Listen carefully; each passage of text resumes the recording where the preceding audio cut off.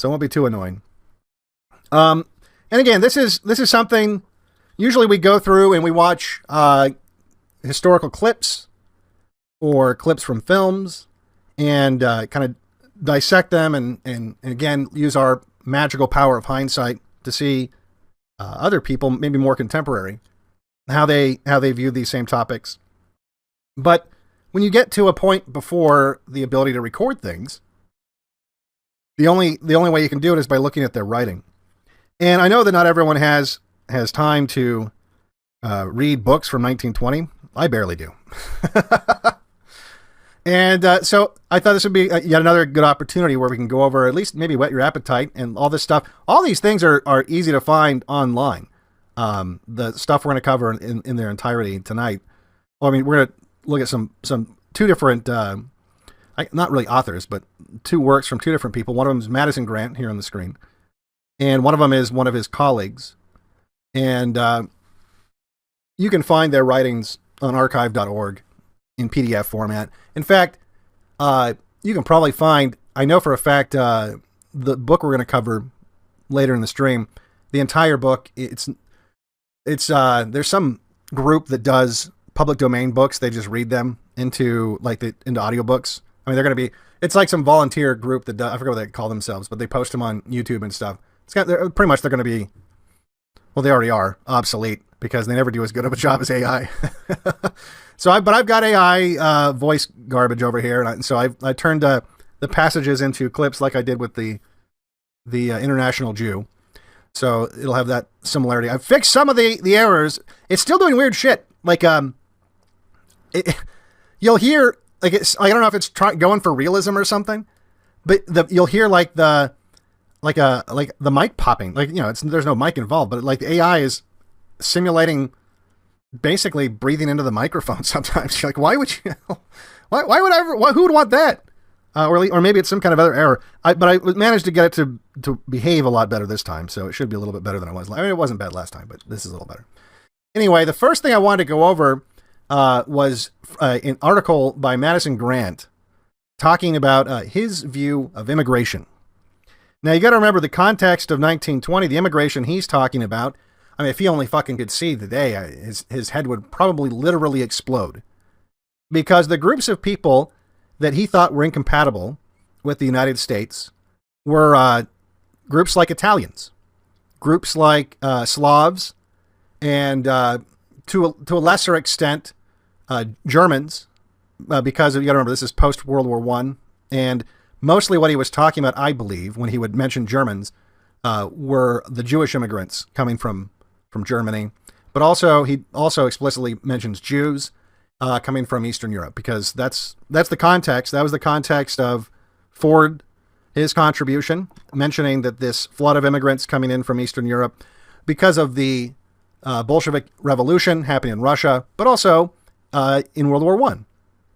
You had a lot of devastation in Europe in World War I, and so Jews, who are not exactly known for their desire for, building things or manual labor of any kind, they found it financially difficult in post-World War I Europe, or at least more so than in the United States, which was virtually untouched by the war. In fact, I would submit to you that's obviously the freedom of religion stuff drew them in too, but I would say that's another reason why you had so many coming in after World War II. Same reason, is their European homes in many instances were blown to bits. So he's talking about war refugees. He's talking about here's the other thing you got to realize. The race realists, if you will, or at least these guys we're going to talk about tonight, you could say they're Nordicists. They were into the idea of a racial hierarchy that included the Nordic people at the top. Now, that doesn't mean just people from Norway. That means basically, well, I actually think I have a map. Let me see if I got the map still. Yeah, okay. This is let me bring this up for you. Probably should have had this ready already. But just so you can get the context of what these guys are talking about here. This is like his view of the races, I guess, to some extent. So you have the Nordics, which emanate basically from Norway, Sweden, into the British Isles, into Germany, the northern part of Germany, into northern France. But then, it's kind of, then he has another people that he generalizes as Alpines. And the Alpines make up the majority of France and, maybe Hungary and whatnot, and Russia. And then beyond that, he has the Mediterraneans, or the Cro-Magnon area. So the Meds, which is southern Italy, Spain, parts of North Africa. So that's kind of his view at the time of the racial hierarchy as it would exist in Europe. And the second contributor that we're going to look at tonight, one of his colleagues, would have a similar view, and they use the word Nordic on a fairly regular basis in their writings, and that's what they're talking about, is this kind of distribution from Europe. And then, so by default, that includes much of the Americans, or at least the founding stock Americans, and which he is. He is a founding, or at least he's descended from founding stock Americans. You could say he's ruling class. He's definitely one of the elites of the time. Went to Ivy League schools. We're not going to do a whole thing on him, but just to give you the context, was an Ivy League lawyer that was heavily involved in conservation, direct descendant of ruling class, founding stock white Americans. So he is looking at all this immigration and coming to America, and is saying to himself, well, this is going to forever change the character of our country, particularly the problems we've talked about that were noticed by other people in the past, because he lived in New York. That's the other context. He lived in New York his whole life. And in New York, you had a flood of Jews coming in from Eastern Europe around the turn of the century. We also had a flood of Italians. And you had the Irish that had come in really around the Civil War and afterwards. And so he was watching the character of the country shift. And I don't even think that he could have conceptualized a mass migration of Indians, for example. I think that would blow his mind. And in fact, I have some evidence of that we're going to go over here in a moment. But without further ado, just want to set it up so you have the full context of who you're listening to. He's making some observations about not just immigration changing the character of the country, but the technology that is changing, that's allowing for immigration to happen in much larger numbers, more quickly, and what sort of interests might be behind that. And without further ado, here is... Your body has a way of warning you when something is wrong, but are you paying attention? Here's how to recognize the warning signs before it's too late. Why are millions of Americans ditching these two habits for their cholesterol? Folks, something big is about to happen to this nation. This has nothing to do with wearing masks again or selling our farmland or other American problem. What's about to come is much worse. And what pisses me off is the mainstream media and Big Pharma refuses to talk about this. Because rising cholesterol is going to destroy this country faster than any war. So if you want to protect your loved ones, then listen closely. I have this secret video. It's completely free to watch, and I urge you to check it out on the next page. It will explain everything you need to know about cholesterol and what they're trying to hide from you. Go watch the video now before it's too late. God bless, folks, and stay safe. Is Madison Grant. The Great War has left in its wake many problems of vast moment: economic, political, social, and racial problems. Of all these, the racial is the most fundamental because it will be the most enduring. Debts can be paid, even though a generation must be starved to do it. Frontiers can be corrected, even though wars must be fought for the purpose. But the racial composition of a given country and the complications arising therefrom are there for all time. For Americans, the great question of the day is the restriction of immigration, but for various reasons, the public press is strangely silent upon the issues involved. Oh, the public press, you say, is strangely silent. So that hasn't changed. But he makes a good point, that after World War I, the white world is reeling with the aftermath of World War I, And he makes the point that, look, borders of a nation can change and shift, and that's not going to destroy a people. What's going to destroy a people is replacing the people, because that is, once you bake the cake, you can't unbake the cake, like I've always said. Once you've changed the racial makeup, good luck trying to undo that situation. And one of the reasons why is well, I'll let him explain it. Such restriction has been considered from many different, mainly selfish points of view, and the hearings before the immigration committees of the House and of the Senate during the past year have given the noisy racial interests an opportunity to be heard.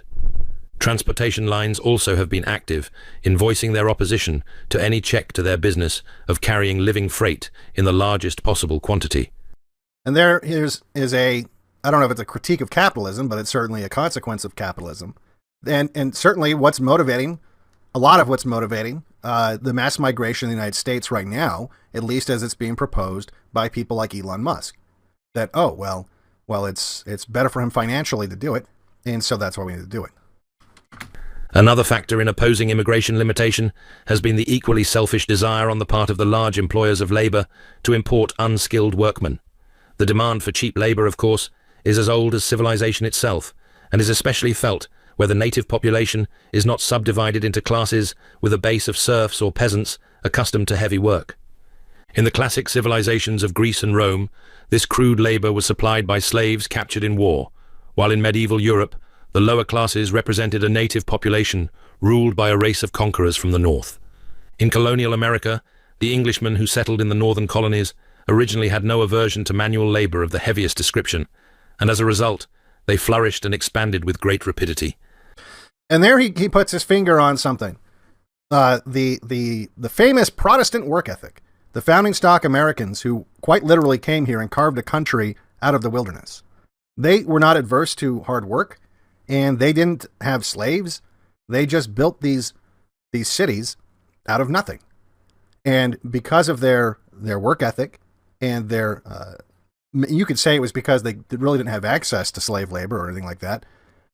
They were able to be very productive and successful, but also it enhanced the reproductive rate of the people themselves.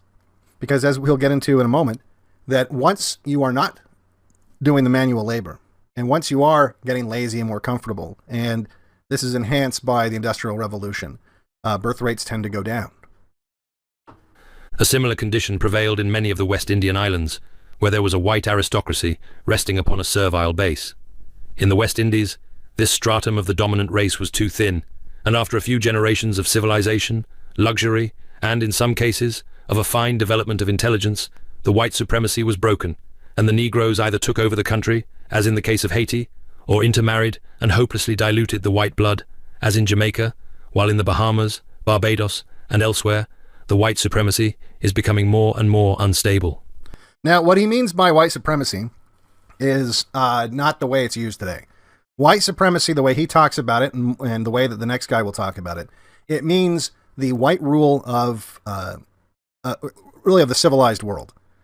White hegemony. It's not like white supremacist, like that was just assumed. Like that's the funny thing is the way white supremacy is talked about today, that was just like a fact of life in 1920. 1920, there was a racial hierarchy. It's not some invention of Madison Grant. It just existed. And you can even see this in some of the earlier American films. Or even just the way that, if you look at old documentaries, when white people would encounter primitive people abroad, they were treated like gods. And that's just the way that it was. Like part of the reason why the British Empire was able to colonize the world aside from obviously having the Navy, but one of the reasons why they were so quick to take control of the places they went to was they were vastly superior to the civilizations they were encountering, technologically and otherwise.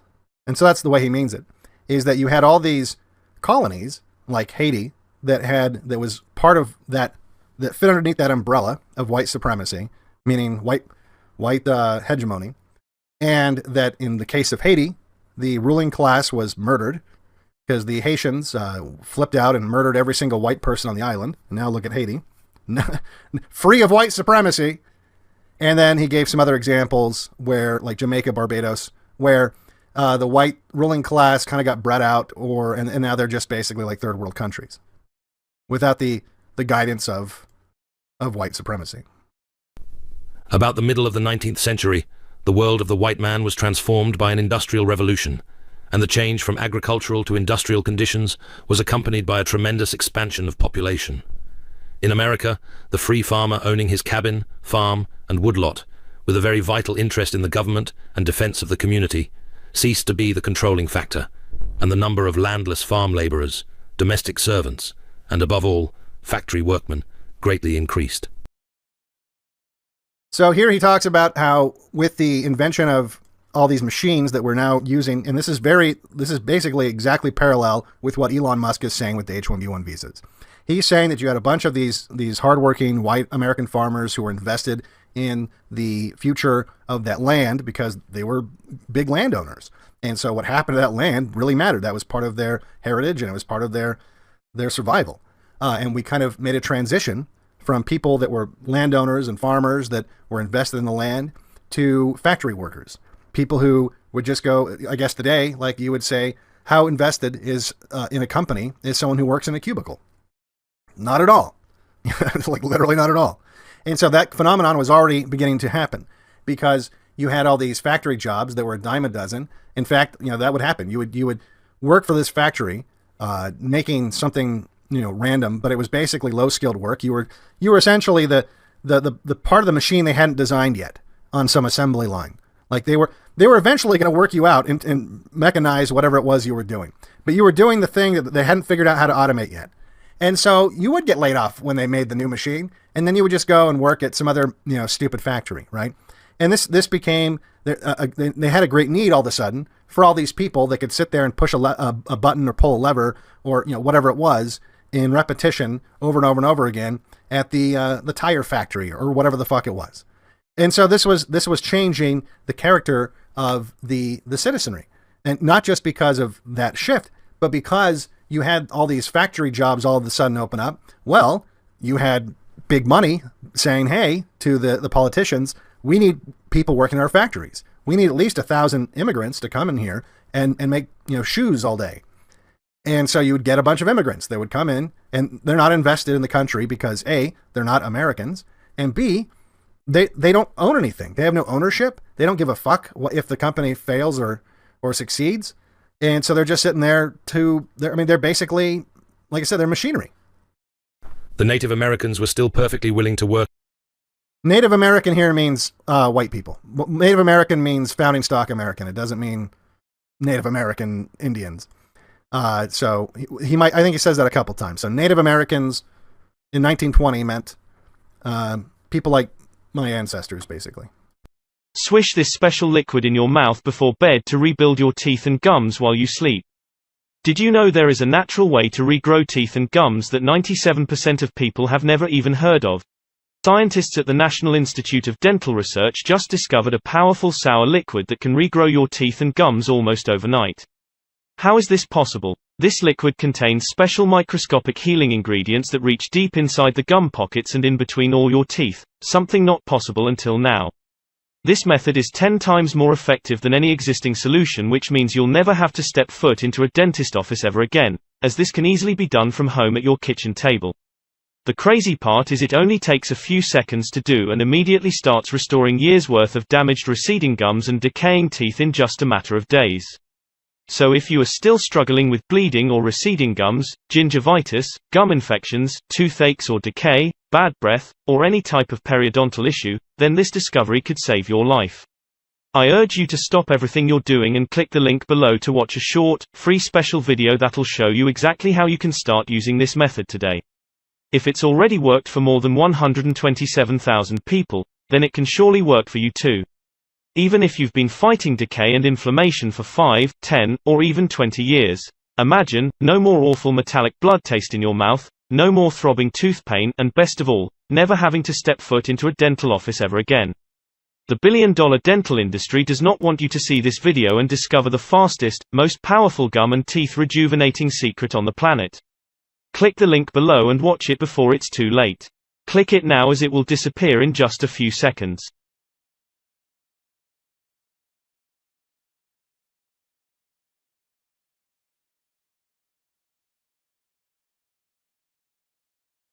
The Native Americans were still perfectly willing to work in a lumber camp or on a farm or to sail the high seas, but they did not take kindly to, and in fact were physically unfitted for, the cramping indoor life of a factory. So crude workers were sought in the guise of immigrants and not of slaves, as in the preceding centuries. Welcome, Infinity Pajeets. That's basically what he's saying. He's saying what happened is we created all these job openings that were shit jobs. They were terrible jobs. They were jobs that didn't pay well. They were jobs that were mindless. And so while you still had the Americans that were willing to do hard work and work outdoors in a lumber yard or something like that, or sail the high seas or do something adventurous, go explore, they didn't want to sit in a fucking cubicle all day filling out TPS reports. But luckily, you could bring in people from outside the country that had a lower standard of living. And so that they would be willing to go work in some noisy factory where their fingers might get chopped off by the tire making machine one day for 5 cents a week, because that was actually better than whatever shit part of the world they came from. In fact, it almost made it necessary that that's who you got. Because who else would want to do that job? So it almost acted as a filter where you only got shit people, because only shit people would want to do those jobs. And yes, and by shit people, I do mean, yeah, some of these were, or many of these in 1920, if not the vast majority of them, were white people. But it was shit white people. You need to realize, and look, we can't be picky these days, okay? But you have to acknowledge that there are shit white people. there are dysgenic shit, low-class white people. There just are. And unfortunately, this is what a lot of what America brought in, because that's who would do it. Because if you were a higher IQ white, that's not, why would you do that? Why would you go across the world to go sit in some factory for 5 cents a week? Again, where there's no job security. I mean, it's shitty. But, if you're coming from some place that's all bomb to fuck and you don't have any skills, hey, it sounds like a great job. A new problem confronts America, not the past, but the future. The theory of allowing immigrants into this country was based on the erroneous idea that Americans can be made out of any kind of racial material. It was thought that it was only necessary to wave the American flag, send the children to public schools, teach them to speak English, and presto, we have a full-blown American. 2 generations ago, we would have also demanded religious uniformity, but now that has been cheerfully forgotten, and we appear to be ready to abandon Christianity itself as a test of admission. Thanks to our foreign press and the encouragement it is receiving from Native Americans, we may have serious trouble in maintaining even the supremacy of the English tongue. So he's worried, again, when he mentions the Christian thing, he's I think, indirectly talking about Jews that are coming in from Eastern Europe, because that's really the only non-Christians that were flooding into the country. But he was also worried that English as a primary language for the United States was going to go out the window, because you weren't having any kind of assimilation. In fact, he differentiates between the German immigrants from the 19th century that would come in and learn English and to some extent discard their German heritage and become American and become anglicized rather quickly. He says, compare, and I don't know if I have that clip, but he says compared to the Germans that would come in post World War I, where they would cling to their Germanness, if you will. This would apply to other races as well. And so this is there's no standard anymore. They've just completely lowered the standard to where instead of saying, we have quotas for where you can come from and any kind of you have to be a white Christian that is literate, that just all went out the window. So they were bringing in Jews from Eastern Europe and illiterate people and just very low class people, and it was damaging the character of the United States. The old ethnology, which was based on language and nationality, has given way to the science of physical anthropology. Modern biologists are agreed, except where blinded by their own racial limitations, that the physical inheritance of man is not influenced by his environment, and that his psychology and mental predispositions are equally unchangeable. And that is race realism. That's a fancy way of saying you are what you are. And it doesn't matter what we try to do to engineer you to be different. It's like his quote from that previous clip that I actually tweeted out today, because I thought it was such a great quote when I came across it when I was doing show prep. That quote, "A new problem confronts America, not the past but the future. The theory of allowing immigrants into this country was based on the erroneous idea that Americans can be made out of any kind of racial material. It was thought that if it was only necessary to wave the American flag, send the children to public schools, teach them to speak English, and presto, we have a full-blown American. So even back then, again, this is when, and before you get your panties in a bunch, those of you who aren't founding stock Americans, those of you who are immigrant whites, don't worry, you're not the focus of the night. This is just, he's opining about, that's the context of this particular article, but then he talks about white unity here in a minute. So calm down, you potato and spaghetti nigs, okay? Yeah, we get to the white solidarity here in a second. He's just opining about what's currently changing New York in America at the time. But he makes a great point that the racial limitations of some people are not changeable. You can't just bring in people. And again, like I said, his head would explode if he saw that we were bringing in mass quantities of Indians or even Asians or any non-whites. His head would explode. And they get into more detail. One of his colleagues that we're going to take a look at here in a moment, where they were very aware of the different races. They classified them. He was a conservationist. He looked at humans as an animal, I guess, as any other animal with subspecies, and they broke it up into different races that were pretty rudimentary at the time, but were effective. And they talk about the rising threat of again, if they can only see the day, of the browns and the blacks and the yellows, as they call them. But here he is introducing the fact that, look, our modern science, this goes to show you that race realism was, we had this knowledge 100 fucking years ago. And this wasn't undone until the Frankfurt School Jews showed up and mind-fucked the boomers into thinking that race wasn't real. Prior to that, and by the way, if you remember growing up, a lot of people really focusing on, I don't know if you guys remember this, but I remember in social studies, not only were you were hit over the head with how racist America was and how it was this dark part of our past, but they would also hammer on eugenicists. Oh yeah, they want, as if they wanted to go around gassing everybody. Post-World War II America is really where all the culture changed. In 1920, because Madison Grant was a eugenicist and thought that you could improve the stock of people by sterilizing retards. And you can. Surprise, surprise. All that favorable environment can do is to give full scope to the development of the physical and mental capacities of the individual. But the limitations for such development are fixed definitely and finally by race. If we grant the premise that the Native Americans of British descent founded this country, formulated its constitution, and have thus far governed the land with more or less success, then it is hardly wise for Native Americans to entrust the future of their country to men not of Nordic breed. Numbers of the immigrants now coming over here are not of that breed, but are of races that have for many thousands of years shown an utter incapacity to appreciate the ideas and ideals that have heretofore dominated this country. Why, then, should we invite them to come? And again, this is before all the Browns were flooding in. So imagine his head would fucking explode. His head would fucking explode. There can be only one answer to that question, and that is because we need them for our own purposes, and not because they want to come. The question is merely whether we need them or not to populate the country. We unquestionably do need them if our ideals are the development of the country in a single generation, the slaughter of all mammals for food, trophies or fur, of all birds for sport or feathers, the cutting of all forests for timber and grape stakes, the opening of all coal mines, the draining of all oil wells, the harnessing of all waterfalls for power. If all the valleys of the Sierras are to be drowned to irrigate deserts, if all rich bottomlands must be needlessly exhausted.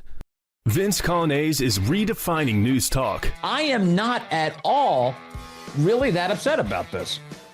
I'm not. I feel actually great this morning. What's the old expression about grand juries? You can get a grand jury to indict a ham sandwich. In other words, any prosecutor with two brain cells to rub together should be able to convince a grand jury to bring a case against this entire Obama-led conspiracy. Hunter Biden is spilling all of the secrets of the left, and he is very mad that they totally, Julius Caesar's his dad, they drugged the president of the United States to make his already awful performance more awful as a predicate to stab him in the back and remove him from the race. It's just preposterous. You want to cut spending? Me too. That has to be done. Don't tell me Americans keeping more of their own money raises the debt, raises the deficit. Washington's spending problem is not my problem. The Vince Podcast. Follow and listen on your favorite platform. If all our rivers and streams must be stripped of their fish and turned into sewers to carry off waste materials for factories, if fine land must be gridironed with railroads and highways, all in a few decades, then it is obvious that we must have a servile class to do the work. If, on the other hand, this work can be done as the population expands naturally, and several centuries can be devoted to the orderly and scientific development of the country, then this work can be left for the Native Americans. So again, he has the conservationist point of view. He's like, look, if the goal here is to completely rape the shit out of our natural resources and to expand like locusts into the countryside for no reason and expand for just the sake of expansion, then okay, yeah, I guess we need these immigrants to come in here and do this work. But if that's not the point of our existence, then maybe we should be doing the work. Maybe we should be expanding at a natural rate. Maybe we should be expanding into the countryside in a deliberate and a high IQ planned way instead of just running willy-nilly with this idea that we need to always be expanding. We always need to be expanding. Now you got to remember, this is right after the formation of the Federal Reserve, and this is precisely the way capitalism has been run since the founding of the Federal Reserve. There must always be economic growth. There can never be anything but economic growth. Everything is based on the assumption that the economy must always be growing. And that is the excuse that not just America, or at least the industrialists and bankers were using in America around the turn of the century, but that's what the Americans and the Europeans use as an excuse today. That the economy must always be growing. Because that's how the system is built. When you have a system that is built on borrowing, as we do, then you always have to have more and more people borrowing the money and using the money. So it's that's what they're saying now. They're saying, look, we're going to have this AI revolution and it's going to blow up, and we need all these Pajeets to keep up with everybody else. It's just this given that we must expand. We must always be expanding. And by the way, it's funny because I think there is something in white people that does like expansion, but I think it's been perverted. I think that we used to like expansion in the way that we liked expanding into the North American continent, that we liked to explore the world with the way that the British Empire liked to expand into foreign lands. I think there is this something in us that wants us to always expand. But I think that it gets perverted and used against us when it comes to, economic, constant and forever economic expansion. If we concede that the fundamental question is not how fast, but how wisely we can develop the country, then it is our duty to consider the racial composition of the United States a century hence. Well, guess what? It's been a century. Oh, yeah, Devin Stack here. I'm calling from a century hence. Got bad news for you, Madison. They didn't listen. As a matter of fact, it got so much worse. So much worse. This idea that you had about thoughtfully take into account the racial makeup of the country to ensure that we maintained our lifestyle, our traditions, our way of life. Yeah, it's all gone. It's all gone. Because Jews wanted to replace us, and greedy fucking capitalists were happy to go along with it. An immigrant population does not so much augment as replace an existing population where the incoming type has a lower standard of living. The arrival of immigrants of low social status has an unfavorable effect on the birth rate of the higher types. The birth rate of Native Americans has fallen steadily in those portions of the country where immigrants are most numerous, as in New England and the Middle Eastern states, while in the South and in the West, it still remains substantial. In other words, immigrant workmen have replaced Native American workmen. 1 American out of 10 gets a job as foreman, but he too is ultimately replaced even there by the more energetic members of the gang under him. And there you go. You've got replacement already happening. In 1920, the process is exactly the same, and for the same reasons, because of this paradigm where the people hiring these immigrants can take advantage of the fact that they're bringing in people with lower standards. They're bringing in a lower quality of person, and lower quality people have lower standards of living and lower expectations. And so you can get rid of the people that expect more out of their employment, not just whether it's they expect to be paid more, they expect to have better working conditions, they expect maybe to have some kind of investment in the company. They're smart enough to know and to negotiate with their employers that better working conditions and a better deal. And it's a requirement too, because their standard of living, what they perceive is the lowest they'll go in terms of what they'll accept for a living wage and a lifestyle is going to be higher than someone coming in from a war-torn Europe, which is Eastern Europe, like he's talking about, or obviously India in the case of today. And so invariably, what does that do? It drives the wages down. It drives the standard of living for the entire country down. And it just lowers the IQ of the country. It lowers the middle class of the country. And look, the high class people, the people at the top, remain there, because if it was hurting them, they wouldn't be doing it. So it's either propelling them higher or at the very least maintaining their lifestyle. And so just like inflation, by printing more dollars, it makes your dollars that you have in your bank worth less because there's more of them. And so they're not as valuable, because that's how it works. And so it's not a tax necessarily that you notice. You're not writing a check to the IRS or anything like that, but in a sense, it is a tax. Your money is dropping in value.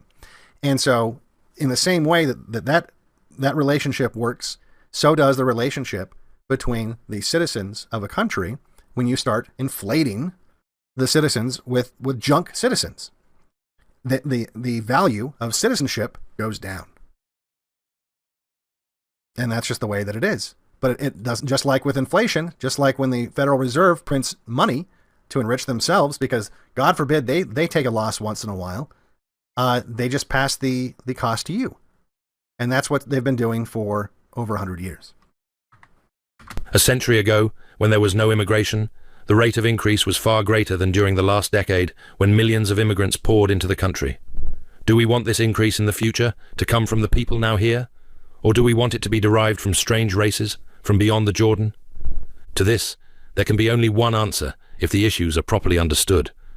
What he's talking about there, the increase, he means population increase. We don't want the population increase to come from people we're importing. We want them to come from the founding stock Americans, the white people that live there. And that's another point that he mentioned in the last clip I forgot to address, where he says that when you bring in foreign workers, not only does it have all the effects we just talked about, but it also has another effect where and we've talked about this with R and K selection, where it depresses the birth rates of the people who already live there. Because K-selected people, which your higher quality people are, K-selected people have fewer babies when they sense that the environment can't support as many people. And so when their environment becomes more dangerous, and it becomes more dangerous by virtue of bringing in shittier people. That's one of the many effects, is you're going to have increased crime, as well as the lowered wages and everything else. You have increased crime. You have more of a competitive for the employee market, and it's harder to make money and provide for your children because the wages have gone down. There's more immigrants competing for the jobs. And so now the K-selected people, the people with the genes that you want reproducing, they're not going to be reproducing because they're going to sense these dangers. They're going to sense these challenges in the environment. That's how they're programmed genetically to curb their reproduction. They're hypersensitive to these changes. That's why they were able to survive in the northern climates in Europe, because as resources became scarce, they didn't breed themselves into extinction. Elevate your space with a handcrafted, eco-friendly wooden masterpiece. Mark your travels, plan new adventures, or gift a memorable experience. This eco-friendly decor is simple to install, built to last, and backed by a lifetime warranty. They pulled back their childbearing because they knew that, well, we will all starve to death if we have too many kids, and we don't have the resources to provide for them. And when you start importing, like we are today, people who are R-selected, people who reproduce basically like wild animals with no forethought whatsoever. This increases the population specifically just, or at least mainly from these people as the source of that increase. Not just because you're importing them, but because they're going to have more children than the case-selected natives. So that's what he's talking about. He's like, look, if we're going to have, if the big deal is we need to somehow always be expanding and we need to increase the population, if these bankers and these capitalists are saying that we always need economic expansion and we need to have more consumers buying the products and more consumers, or I guess more workers building the products that the consumers are buying, wouldn't it be infinitely better if those people were Americans? Wouldn't it be better if the native population was the source of these new people? Because you're really fucking with something here that, like, you know, this is a conservation effort, essentially. You know, it's like you can't expect the United States to look the way that it looked when it was built by a certain type of people when you import another kind of people. Like, look, we all get it. You know, import the third world, become the third world is another way of putting it. In 1917, the literacy test, a restrictive measure of great power, was passed over President Wilson's veto by a vote of 287 to 106 in the House and a vote of 62 to 19 in the Senate. A further restriction bill favoring the old immigration from northwestern Europe as against the new immigration from southeastern Europe was passed in February 1921 in the Senate by a vote of 61 to 2 and in the House by a vote of 296 to 40. It failed by reason of a pocket veto by President Wilson in the last days of his administration. This bill was reintroduced in the new Congress and finally passed the Senate by a vote of 78 to 1 and the House by a vote of 276 to 33 and was signed on the 19th day of May 1921 by President Harding. While there are many loopholes in this bill and the zeal of various racial groups may impair the effect of some of its provisions, all true Americans should rejoice that our policy toward immigration has been radically changed by abandoning the old sentimental slush about refuge for the oppressed and by discriminating in favor of the stock which settled and developed our country. Oh, you know what that sounds like? You mean we passed immigration reform and you're blackpilling? How'd that hold up? How'd that hold up? So what he's talking about is they had a literacy test to keep out people who didn't know English and couldn't read. And I mean, it was at least a filter.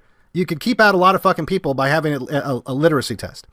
And they finally were able to pass that, which kept all the Eastern European Jews and other non-English speaking people out of the country.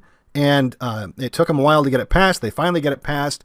Well, that was used as ammunition by Jewish immigrants, especially around World War II, when they're like, oh, well, we could have come here, and instead we couldn't come to America because of your racist rules and blah, blah, blah, and now the Holocaust. So it didn't last. It didn't last. But we did manage for a short period to try to stop some of the bleeding. And unfortunately, he said, oh, this should give the white Americans confidence in our system. Well, I mean, not really. And now certainly it shouldn't, because the system is democracy, and now you're outvoted. In fact, you're outvoted by the party that would extensively be the one that would help you out, the Republican Party, who is the party that's trying to introduce the H-1B1 visa Indians. The need for such legislation is emphasized by the fact that the ports of Europe from Danzig to Havre are choked with wretched outcasts trying to escape the aftermath of the Great War, because our indiscriminate charity and thoughtless waste have established for us the well-deserved reputation of being easy marks. And that's what we are in this country. I got some thing falling off the wall here. We're suckers. We're fucking suckers. That's how the immigrants flooding in from south the border look at us. And that's how the immigrants coming from all around the world really look at us. That's how the Indians look at us. The Indians don't have the attitude, by the way, and talk to any of them. Literally talk to any of them. They don't have the attitude that is in the mind of the boomer. We're like, oh, thank God. Thank you for providing us with this country where we can be safe and free and America and all. No, that's not the attitude of Indians coming to America. They think that we actually do need them. They think that without them, America will just explode or something. And so it's this insane mindset that a lot of the people who are that fancy themselves immigration restrictionists, and yet they still vote Republican. They think that they're somehow fixing this problem that we've had for over 100 years. The menace is not immigration in the old sense of the word, but is true migration of peoples on a scale never before known. The Japanese danger in the West is not yet serious, because it is thoroughly understood on the Pacific coast that the Japanese must not be allowed to enter this country in numbers. The white man of the West, like his brothers in Australia, New Zealand, and British Columbia, is absolutely firm in his determination to keep these parts of the world a white man's country. Yeah, not so firm, actually. Didn't quite stay so firm. Now, the reason why he brings up Japan, it might seem a little bit weird, we'll get into in a moment.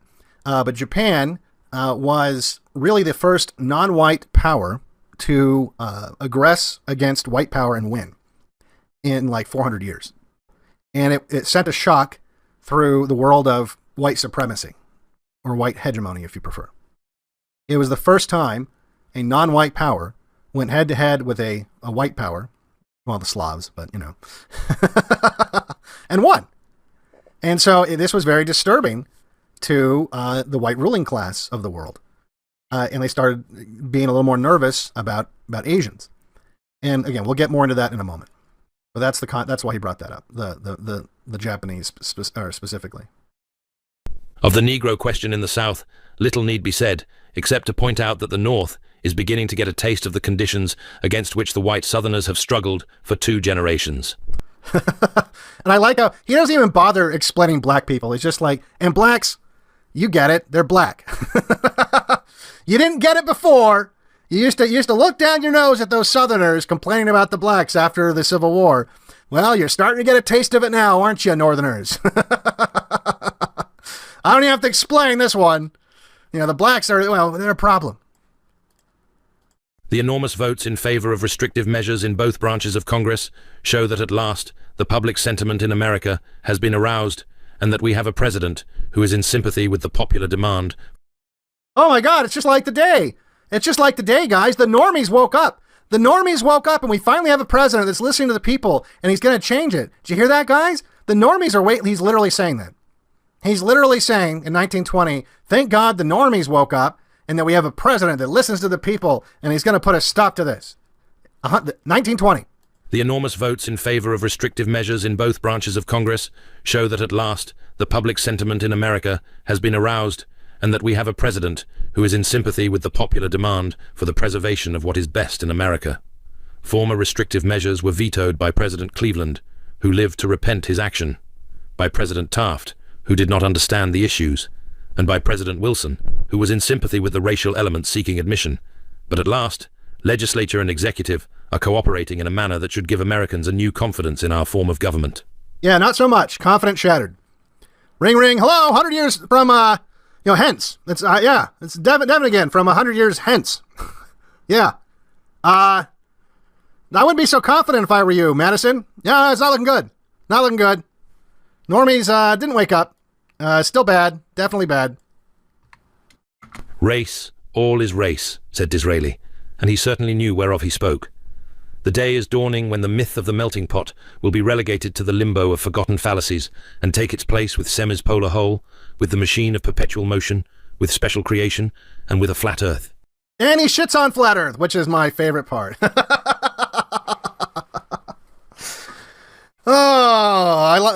was wrong about that, though, too, sadly.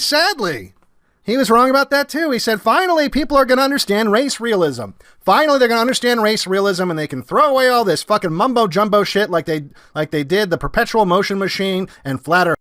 Want to know why they don't sell this little green laser at the shooting range?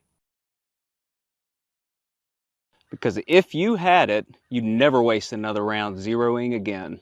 No lane fees, no ammo costs, and it only takes 10 seconds to do it at home. This thing is killing their business. This is the Bore Sighter by MCG Tactical. Drop it into your barrel, turn it on, line it up with your scope with the green laser dot. You just got a perfect zero without firing a single shot. No trips to the range, no guessing, no spending $25 on ammo just to get it on paper. And yeah, it works with every caliber. Your 17 HMR, your 308, even your 12 gauge slug gun. You can use it anywhere, in your office, in your garage, even at camp. No mag, no trigger, just precision. And the best part, you can use it over and over again. Every time you change optics, every time you bump your rifle, every time you want to be sure you're still dialed in. And right now, we've got a limited drop. Normally, these laser sighters run up to $200, but right now, you can grab it for just $55. Plus, free shipping, and it's backed by a 60-day guarantee. That's cheaper than one range strip, and it could save your shot when it matters most. So you want tight groups and sniper level 0? Then click that link, grab your bore, and get on target. Let's roll out.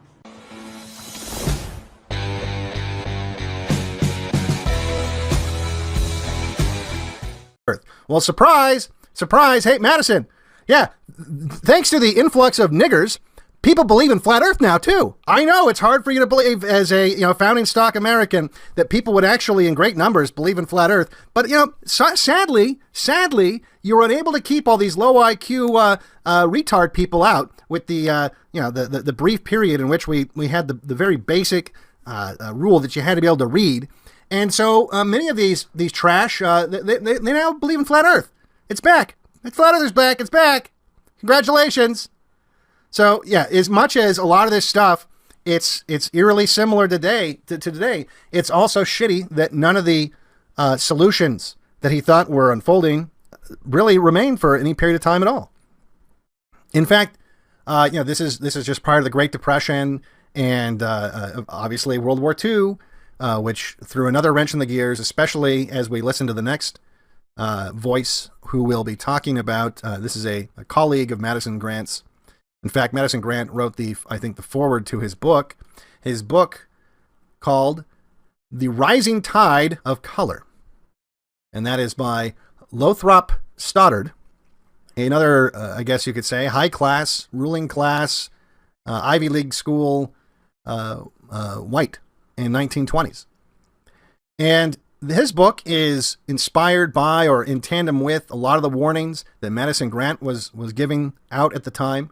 And he took less of a scientific racism or race realism, as we call it today, view of things, although he does adhere to that worldview. He does understand that race is genetic and it's hardwired and you can only do so much with environment. And he talks about that.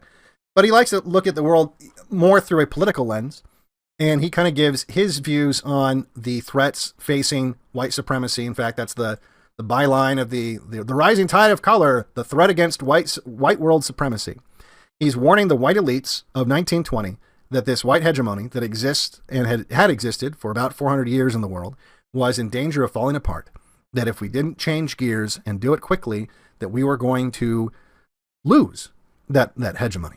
That we were going to have other competitors, some of them worthy competitors, like the Asians, some of them competing just strictly out of outbreeding. And that some of the policies put in place by white people and white colonizers, if you will, that went around attempting to civilize these other peoples, especially those from Africa, that some of the secondary effects that they weren't taking into account were going to come and bite them in the ass and bite them hard. So in this book, we're not going to go over the whole thing. Obviously, it's actually quite long. You can find the entire text on archive.org.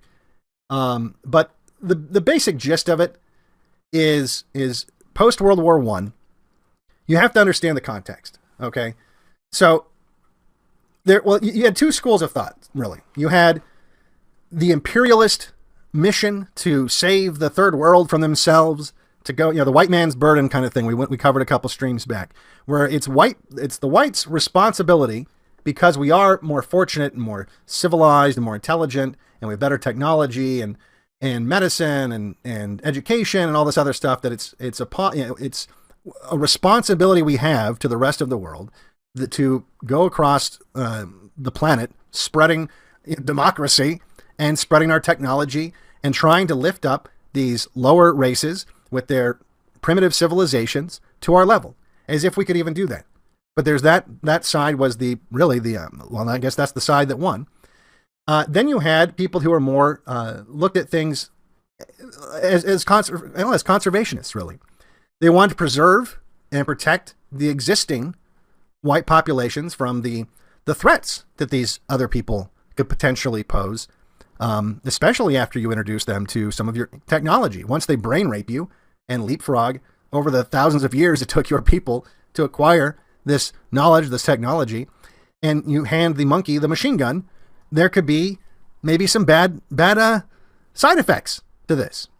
And so after World War I, the white hegemony was kind of shook up. They were kind of shook up. World War I, you got to remember, it ended in, what was it, 1918.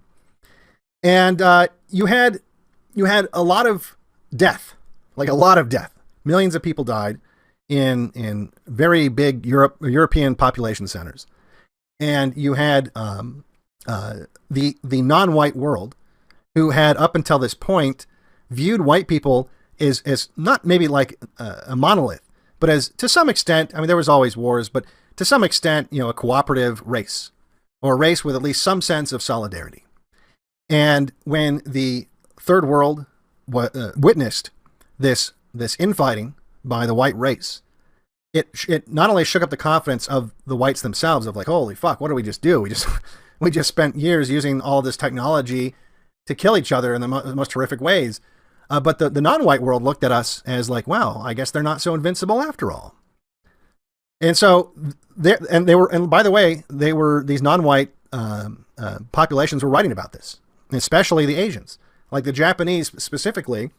They were looking at the white people as more advanced. They adopted a lot of Western technology. They adopted a lot of Western culture, and to some degree, the way that we were educating our children and everything.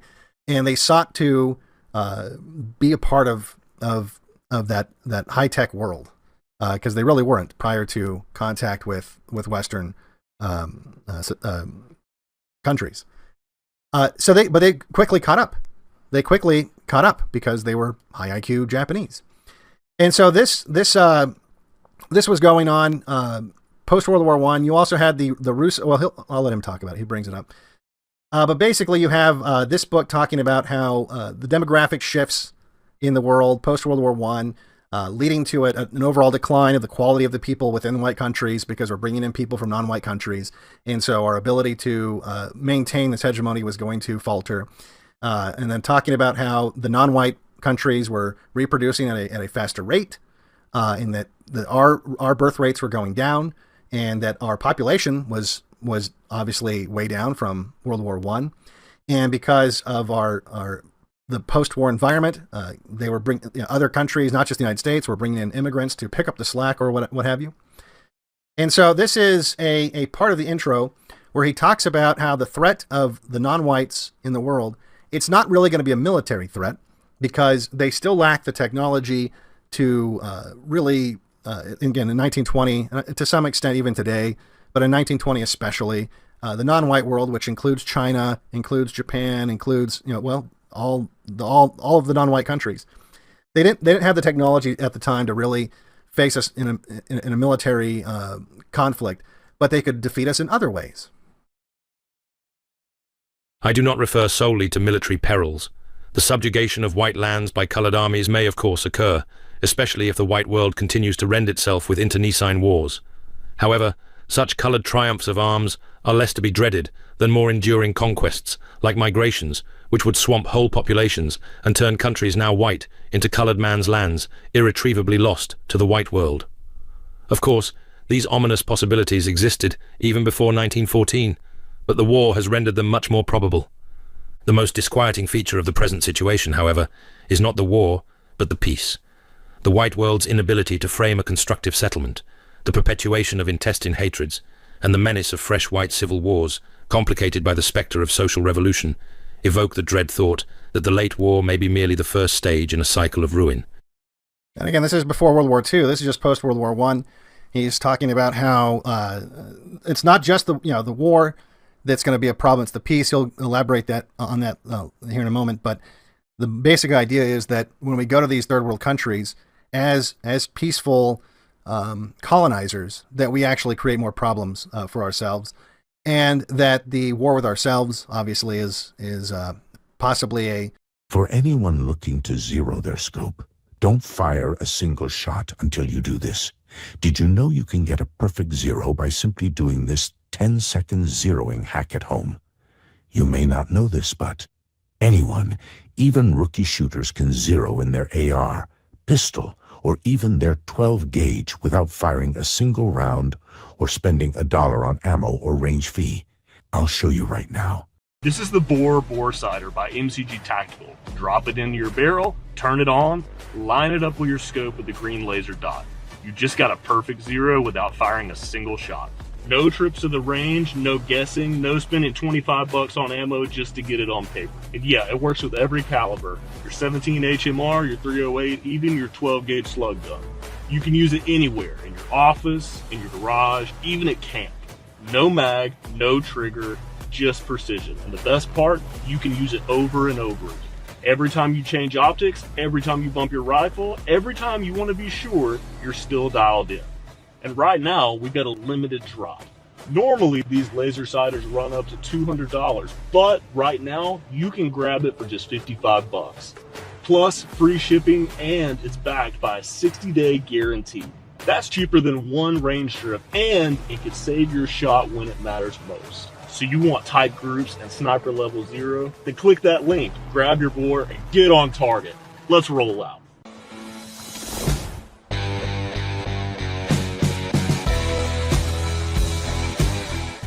The beginning of what he perceives the beginning of a possible tailspin. Then we get to the first chapter of this book, and he's talking about how he fears a population shift. He talks about the share of the Earth's population and how white people fit into that. And the scary thing is, it's way worse today. Now, this is a 1920 quote. He said, 4/5 of the entire white race is concentrated on less than 1/5 of the white world's territorial area, Europe, while the remaining 1/5 of the race, some 100 million, again, 1920, scattered to the ends of the earth, must protect 4/5 of the white territorial heritage against the pressure of colored races 11 times its numerical strength. So not only are white people outnumbered, we have way more territory than the races that we need to protect our territory from, and which creates a new problem. You know, because most of our population is concentrated in Europe, but we have North America, and we don't have a whole lot of population here to dilute people. If they start flooding into North America, then we'll be more easily diluted. Or if they were to invade by other means, that would also be a problem. Australia, you know, same sort of a situation. So white people have control over a whole lot of territory, but we don't have the numbers to fill in that territory. And it's funny because at the time that he was saying this, well, it's not funny. White people were roughly, well, in 1900 is the number I've got. In 1900, white people were roughly 30% of the world's population. And we're now like 9% of the world's population. Oh, something just fell off the wall. I knew it was going to fall. That's not a big deal. So he's talking about how, you know, this is a big problem for whites because, again, the threat that's going to come from the non-whites isn't going to come in the form of armies so much as by mass migration. This is 100 years ago, guys. People, they fucking knew. People fucking knew. And then he talks about the only thing stopping non-whites from overpopulating and getting completely out of control is the fact that if left to their own devices, they have disease and famine and other things that put Mother Nature's checks on their population. In fact, you might even say that's the only reason why they exist, why they didn't go extinct, is they reproduce so often that when the famine hits and when the disease hits, that they don't have the technology or the ability to work out in other ways, they get wiped out. But because they reproduce so often, they are able to spring back to their former numbers relatively quickly. And he says that, well, the problem with that is white people came along and then made the living conditions the same as what the conditions are in white people countries. And so now you have K-selected people coming to our selected, and he doesn't phrase it this way, but this is what it means, our selected countries, and then creating a K-selected environment to some extent, and the population just fucking explodes. Because all of Mother Nature's tools in her toolbox have been taken away. You know, the famines and the disease that was supposed to come in and, you know, like a scythe, just come and just reap them every once in a while. It's no longer there, thanks to Whitey. None of the colored races shows perceptible signs of declining birth rate, all tending to breed up to the limits of available subsistence. Such checks as now limit the increase of colored populations are wholly external, like famine, disease, and tribal warfare. But by a curious irony of fate, the white man has long been busy removing these checks to colored multiplication. The greater part of the colored world is today under white political control. Wherever the white man goes, he attempts to impose the bases of his ordered civilization. He puts down tribal war, he wages truceless combat against epidemic disease, and he so improves communications that augmented and better distributed food supplies minimize the blight of famine. In response to these life-saving activities, the enormous death rate, which in the past has kept the colored races from excessive multiplication, is falling to proportions comparable with the death rate of white countries. Which leads to excessive multiplication, as he puts it. So, we did it to ourselves. This desire to go and try to, we need to help out Haiti, we need to help out. No, it's suicidal. I have a special anger and really hatred at this point when you have like the Christian missionaries that want to go to some third world country when there's plenty of starving, needy white people in their state. They'll go halfway around the world and try to make more fucking nigs. That's the fucking problem with white people, is we've been doing that, and we did it so much over the last couple centuries that it now is becoming an existential threat. Because it's bad enough when they stay in their own countries reproducing, but now with the invention of mass transit, they're coming here. And those reproductive strategies stay intact.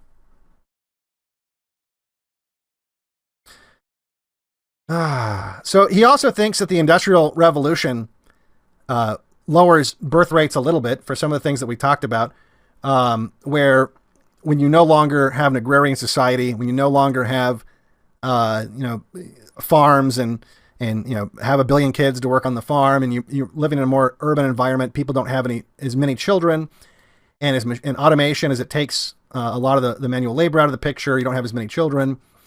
And he says that this is something that he does see happen a little bit, but only in Japan for some reason. Now, what must be the inevitable result of all this? It can mean only one thing: a tremendous and steadily augmenting outward thrust of surplus colored men from overcrowded colored homelands. Remember that these homelands are already populated up to the available limits of subsistence. Of course, present limits can in many cases be pushed back by better living conditions, improved agriculture, and the rise of modern machine industry, such as is already underway in Japan. Well, the reason why it's working in Japan, and it's not working in where the rise of colored people is happening, is the Japanese are high IQ enough to actually employ the technology. They're actually smart enough to use the technology. And so the same effects that the white people felt as a result of the Industrial Revolution, those same effects are affecting the Japanese because they're a comparable people. But when you bring technology to an African country, well, they take apart electrical transformers and use the coolant as cooking oil. Or look at South Africa and how many blackouts they have. When black people get their hands on technology, they might as well not have it if the white people aren't there to operate it for them. And so the effect of that curbs or at least one of the effects that curbs the breeding of a population because of automation and technology, it doesn't affect black people because they can't make use of it. So you have that. And then he starts talking about how because whites control such a large percentage of the uninhabited lands in the world, because we discovered these lands or conquered them, or for whatever reason we have jurisdiction over these lands, this is what these overpopulated parts of the world will focus on when trying to justify why they get to flood into our countries. And that's not just limited to these third world immigrants or these, that are flooding into our countries today and have been for over a century, but even the Asians. he focuses a lot on Japan, and we'll get to why here in a moment. But he quotes sorry to clear my throat there, quotes a Japanese professor, Professor Ryutaro Nagai, who is very bitter and angry about the fact that white people control so much territory and don't want to share it with the non-whites. Quote, "The world was not made for the white races, but for the..." Want to know why they don't sell this little green laser at the shooting range? Because if you had it, you'd never waste another round zeroing again. No lane fees, no ammo costs, and it only takes 10 seconds to do it at home. This thing is killing their business. This is the Dore sighter by MCG Tactical. Drop it into your barrel, turn it on, line it up with your scope with the green laser dot. You just got a perfect zero without firing a single shot. No trips to the range, no guessing, no spending $25 on ammo just to get it on paper. And yeah, it works with every caliber. Your 17 HMR, your 308, even your 12 gauge slug gun. You can use it anywhere, in your office, in your garage, even at camp. No mag, no trigger, just precision. And the best part, you can use it over and over again. Every time you change optics, every time you bump your rifle, every time you want to be sure you're still dialed in. And right now, we got a limited drop. Normally, these laser sighters run up to $200, but right now, you can grab it for just $55. Plus, free shipping, and it's backed by a 60-day guarantee. That's cheaper than one range trip, and it gets... Other races as well. In Australia, South Africa, Canada, and the United States, there are vast tracts of unoccupied territory awaiting settlement, and although the citizens of the ruling powers refuse to take up the land, no yellow people are permitted to enter.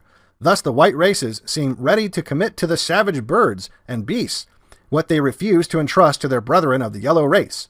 Surely the arrogance and the avarice of the nobility in the apportioning to themselves the most and the best of the land in certain countries is as nothing compared with the attitude of the white races toward those of a different hue. So there's a salty little Japanese there, little Jap getting all fucking pissed off because we're not letting Japanese people flood into our borders. And that's a sentiment that he says is growing among other races in other countries. And that's something that we have to worry about. And we have to always be in a position where they see us as too powerful to challenge. And moreover, they fear us. He also quotes a Paki in the UK, an English educated Paki. This is, again, around 1920, who talks about the same thing. And the bitterness is, you can hear it in his words. Angry, salty, hate us because they ain't us bitter words about the white man controlling too much land. The bitter resentment of white predominance and exclusiveness awakened in many coloured breasts is typified by the following lines penned by a brown man, a British-educated Afghan, shortly before the European War. Inveighing against our racial prejudice, that cowardly, wretched caste mark of the European and the American the world over, he exultantly predicts a coming struggle between Asia, all Asia, against Europe and America. You are heaping up material for a jihad, a pan-Islam, a pan-Asia holy war, a gigantic day of reckoning, an invasion of a new Attila and Tamerlane, who will use rifles and bullets instead of lances and spears. You are deaf to the voice of reason and fairness, and so you must be taught with the whirring swish of the sword when it is read. Of course, in these statements, there is nothing either exceptional or novel. The coloured races never welcomed white predominance and were always restive under white control.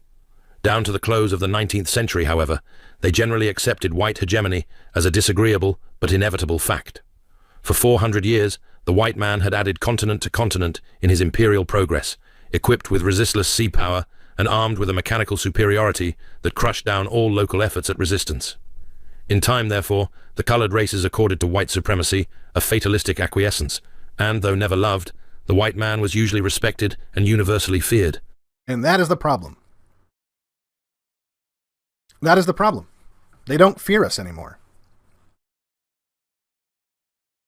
They don't fear us as nations, to the degree that white nations even exist anymore. And they don't fear us as individuals. On the micro scale, the reason why black behavior is as bad as it is in America now is because they're not afraid of white people anymore. You can read all the Thomas Sowell you want, and it's not going to change that reality. Black people were well behaved early on because they were fucking slaves. They had a memory. They knew Massa didn't fuck around. They knew what happened when they got uppity. But then they noticed nothing happened. And their true nature slipped out. And nothing still happens. And that's just on the micro scale. Non-whites, when they come into white countries, treat you like fucking shit because they're not afraid of you.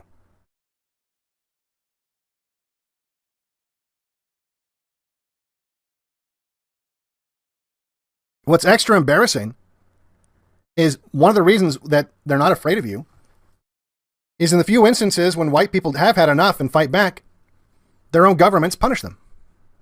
And not the people that were attacking them. This is why I said in the beginning of the stream that one of the things I care about is the infiltration and the influence of Jews. Some of this is a result of, and this is kind of the Jared Taylor take, and it's probably because of stuff like this. Some of it is white people doubting their own supremacy after World War I and then again after World War II. They saw the horrors that they inflicted on themselves, and they went from a mindset of we're king of the world, we can do no wrong, we are taking over everywhere we go, we're just fucking steamrolling over the entire world, we're inventing all this new shit that no one else is doing, we show up like fucking gods. And they see us and they recognize us as gods. In some cases, literally, they think we're gods.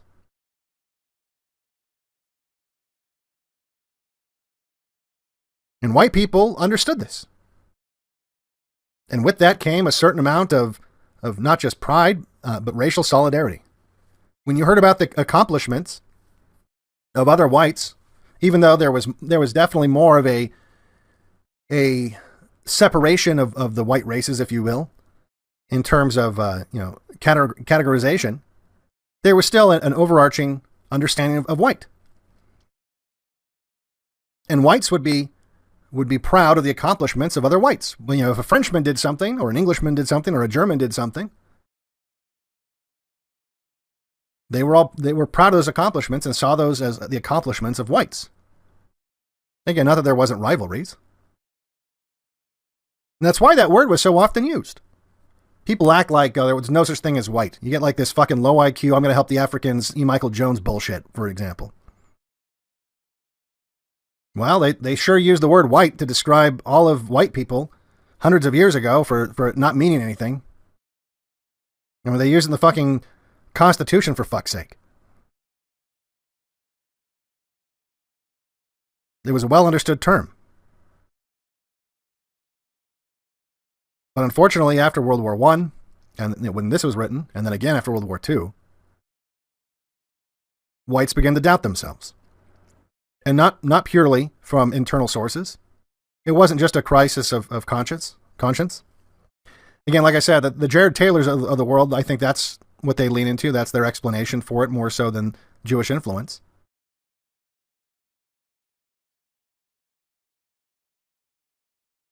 It's a piece of the puzzle. But only a piece. Especially when you start to look into why America specifically got involved with World War I. Look into the Lusitania. I did a whole video on that years ago. That was on YouTube. The sinking of the Lusitania. Big old fucking false flag. For years, the story was, I'm not going to go over the whole thing, but the basic idea was, for years, the story was the Lusitania was just this passenger liner going to England, and the Germans sank it for no reason at all. No, actually, the real story, and we have all the documents that prove this, and more than that, we have contemporary visits to the actual shipwreckage with submarines. They were using the Lusitania to smuggle arms to the British. And the Germans knew that ship was full of fucking, like, gunpowder and shit. The German consulate took ads out in the local papers urging people not to go on the Lusitania. saying if you go on the Lusitania, just know you're going into a war zone. You've been warned, don't do it. Bad idea. After the Germans sank it, the Americans denied that it was anything other than a passenger ship for years. For like a century. Really, for an actual century. Until I think, in 2015 or something? Submarine went down there to look at the wreckage. Oh, wouldn't you know it? It's full of ammunition. It's all over the sea floor, where they thought no one would ever see it.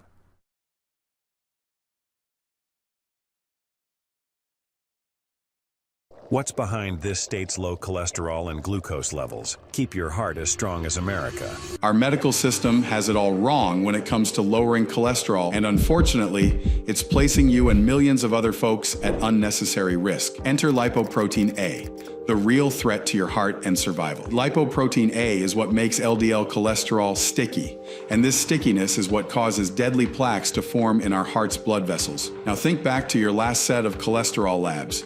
Do you remember your lipoprotein A level? The answer is probably no, because most doctors never test for it, and that's because there's no effective treatment for it. Fortunately, you don't need the help of Big Pharma. Thanks to an ancient Japanese natural remedy, you can take back control of your heart health. This natural remedy is clinically proven to reduce lipoprotein A levels by at least 23%. So if you're interested in a natural, God-given way to lower your cholesterol numbers, then keep watching this video. But that's a story for another day. The Jewish involvement in World War II is obvious. I don't have to explain that to anybody. And in both cases, you had massive loss of European life.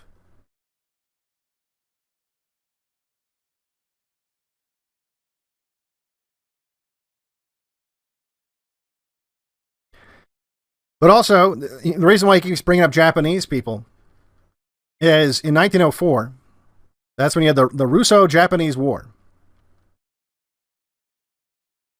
And I mentioned before, that was the first time a non-white entity went against white supremacy and won. And he said, quote, "It dramatized and clarified ideas which had been germinating half unconsciously in millions of colored minds, and both Asia and Africa thrilled with joy and hope. Above all, the legend of white invincibility lay a fallen idol in the dust."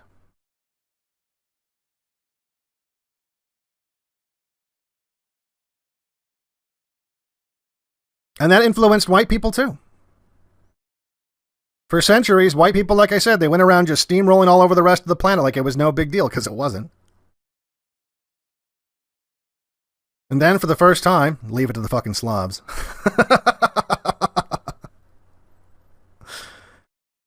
They were defeated. It had a psychological effect, definitely in the ruling class. Oh my God, our winning streak is over. And as much as it sounds kind of silly today to try to compare Africans with Japanese, it wasn't that silly back then. Because there really were just two groups. Generally speaking, there was the whites, and then there was everybody else. And when someone else defeated the whites, that everybody else group was pretty fucking happy.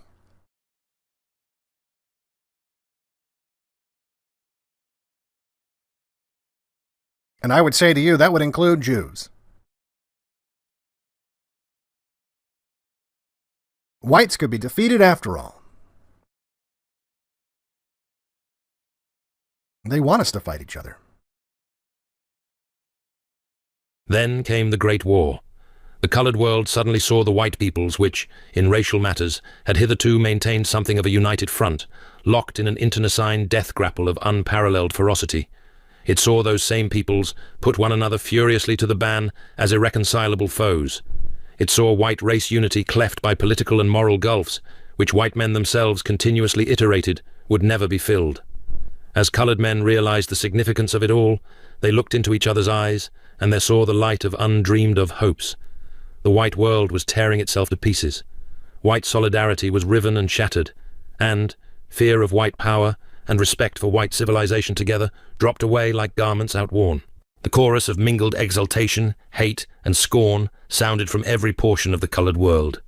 Chinese scholars, Japanese professors, Hindu pundits, Turkish journalists, and Afro-American editors, one and all voiced drastic criticisms of white civilization and hailed the war as a well-merited nemesis on white arrogance and greed.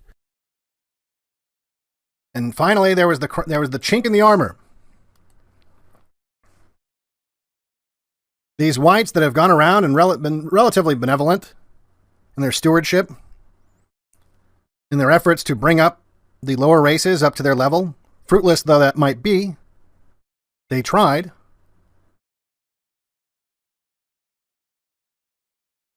And finally, the oh-so-perfect white people. Oh, look at you now. All these great ideals that you said you had. Now who's the barbarian?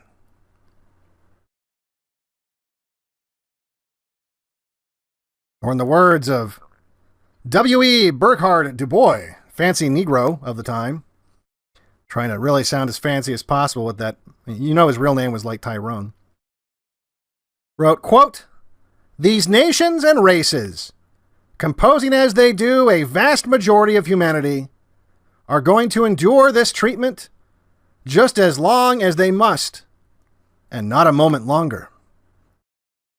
Then they are going to fight." He's talking about the non-whites. "And the war of the colored line will outdo in savage inhumanity any war this world has yet seen. For the colored folk have much to remember, and they will not forget."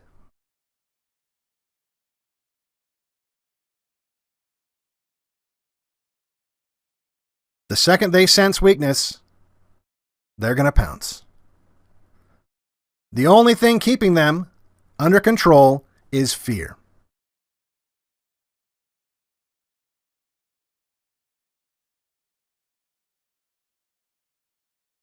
Make fear great again.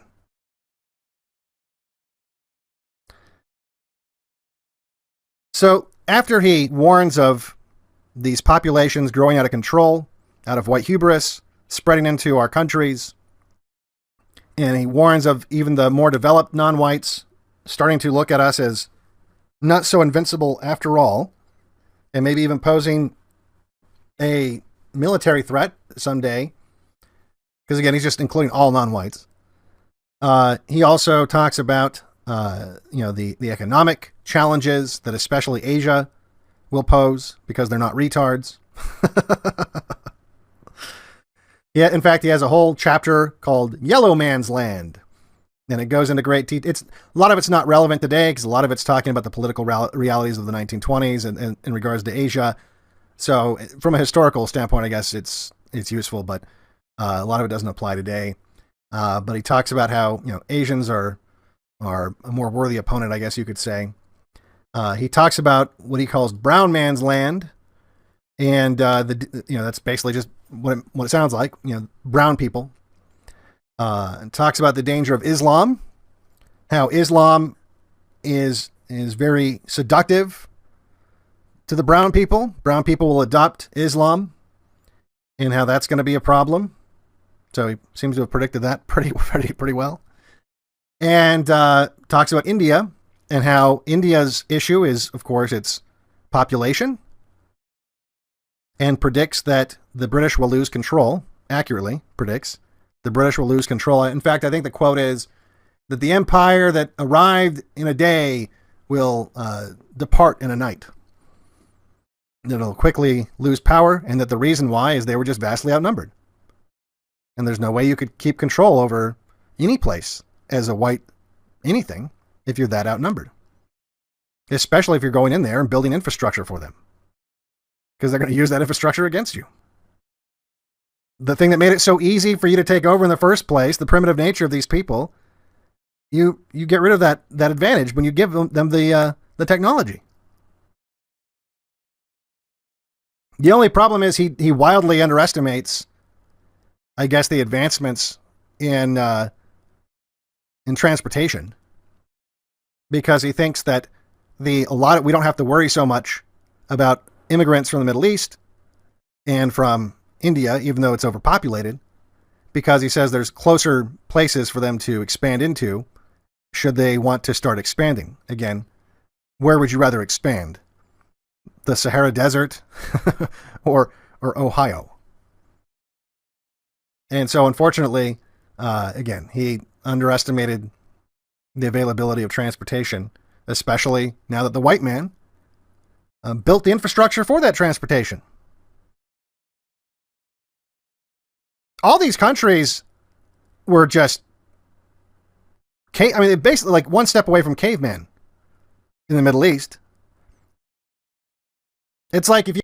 Let's say you have 50K in cash and you use that to buy Bitcoin on Coinbase. Bitcoin's at 100K. Everyone's celebrating. You feel like you're finally part of the digital asset revolution. But here's what nobody's telling you. By the time a token hits Coinbase, it's already pumped 10x, 50x, sometimes 100x from where it started. You're literally buying what smart money is selling. Now let's add up the real numbers. Your 50K in Bitcoin might double to 100K. If you're lucky, maybe it goes to 150K in this bull run. Not bad, right? Wrong. Did you know that the same 50K in the native markets could have bought tokens at 89% discounts before they ever touch Coinbase, before the masses even know they exist, before the 200 million mainstream users pile in? Let me break this down even further. Native markets, 1 million users. Mainstream exchanges, 200 million users. Same tokens, same supply, 200 times the demand. So when a token... You ever watch an Indiana Jones movie? when he's walking around and there's just like fucking camels and shit and every building's made out of fucking sand and there's monkeys crawling. That's what it was.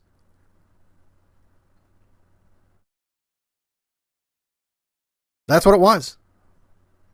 Until white people came in there and gave them the resources to turn it into, futuristic cities like what you find in Dubai.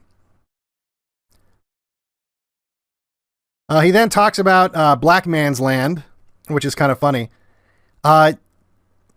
He underestimates black people too, or at least the problem that they pose, because as much as he had that funny line about, or I guess that wasn't him, that was Madison Grant, had that funny line about the Northerners finally understanding what the Southerners were bitching about now that they had to live among blacks.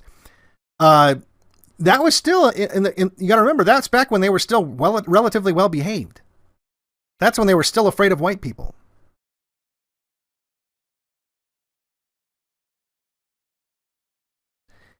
I don't think either one of these gentlemen, I don't even know what they would, if you just showed them, I think I saw like today, there was a video, or maybe it was the other day, a video of like a fight that broke out at an airport between black people, like at a gate. It's like they can't go anywhere without just fucking, and you would assume if they're at the airport, that's like the higher end on the black spectrum, right? And yet there's an all-out brawl. And that's the best they have to offer, that race. Because they're not afraid of what would happen. They don't think white people are going to come around the corner and crack down on them and throw them in jail and beat the shit out of them on the way there.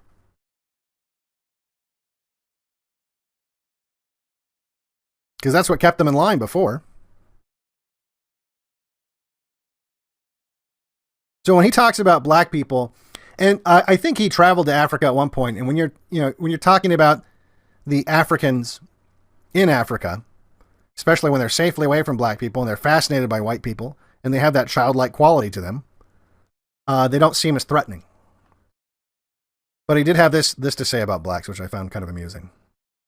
In the savage state, which until recently prevailed, black multiplication was kept down by a wide variety of checks.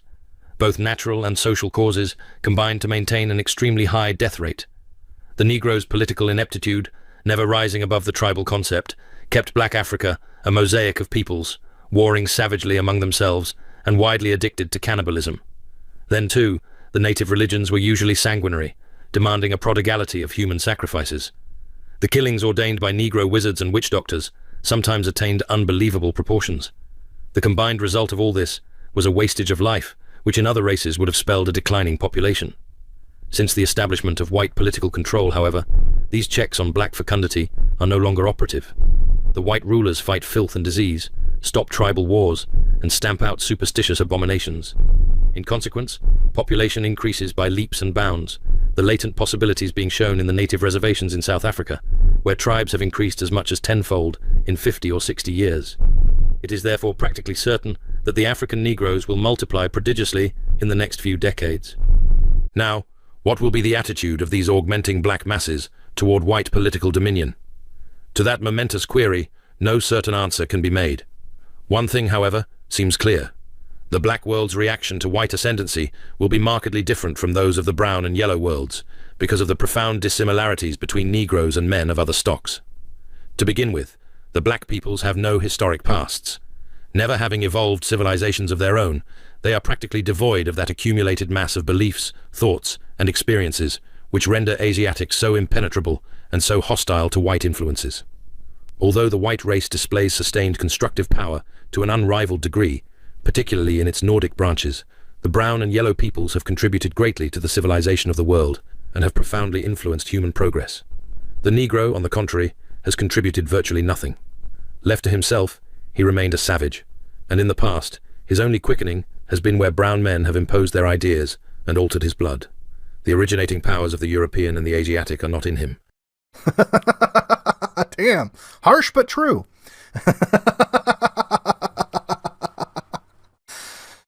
Ooh.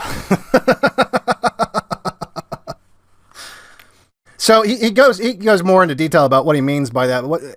He basically says that like a lot of Arabs went down and interbred with some of the blacks and created, some of the smarter blacks.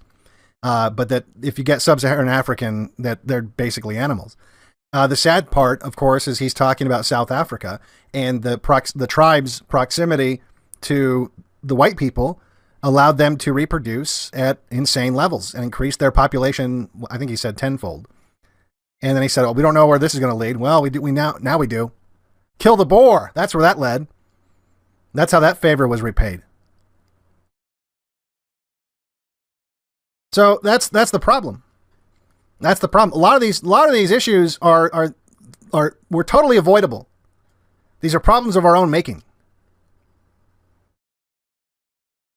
So then he goes on and then just to put a bow on that, his point was basically blacks aren't a big deal because they can barely operate their own countries, and so we don't have to worry about them. But again, underestimating the power of Jews and modern transportation, because he's right.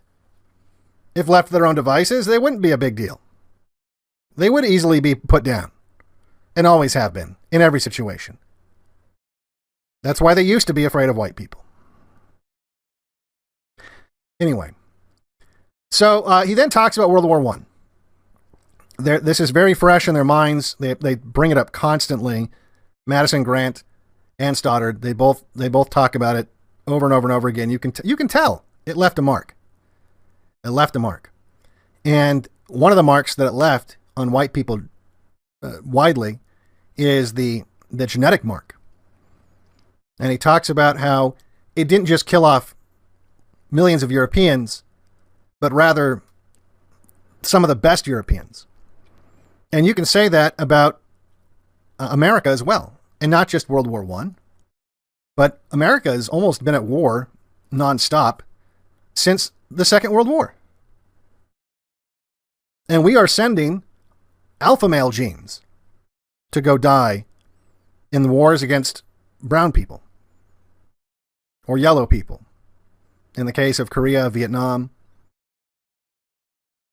I guess Vietnam, it's still kind of brown people. But we're killing off our alpha male genes. That's why it was a good thing that no one was signing up for the military anymore, by the way, guys. They are now, because base Trump, because the normies are waking up and Trump's going to fix everything that they didn't fix 100 years ago. But they, again, this is before all that happened. They're just worried about World War I. And he points out that that's what drained the European continent of a lot of its what they call Nordic genes. The Great War has thus unquestionably left Europe much poorer in Nordic blood, while conversely, it has relatively favoured the Mediterraneans. Madison Grant well says, "As in all wars since Roman times, from the breeding point of view, the little dark man is the final winner." Furthermore, it must be remembered that those dysgenic effects which I have been discussing refer solely to losses inflicted upon the actual combatants. But we have already seen that for every soldier killed, the war took 5 civilian lives.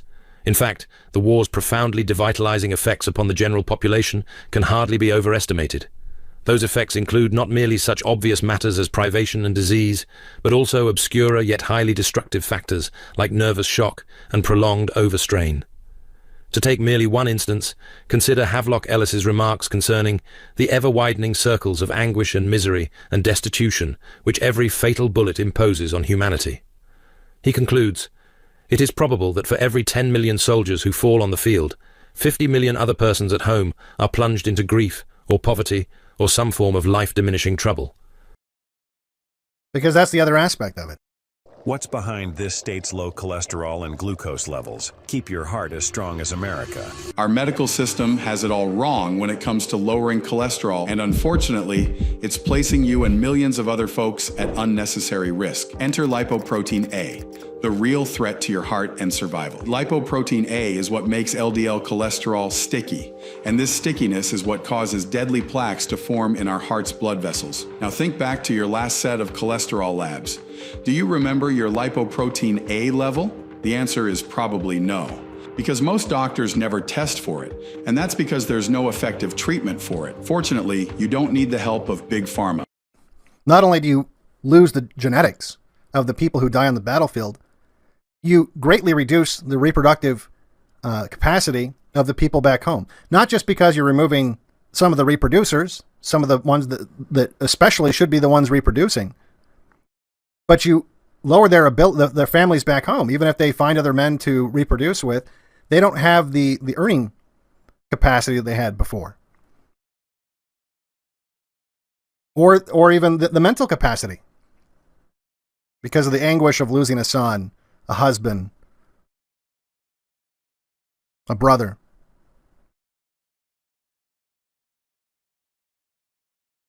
So the devastation wasn't just in terms of human capital, wasn't just the literal human capital that you cashed in, but it's all the secondary effects of that loss.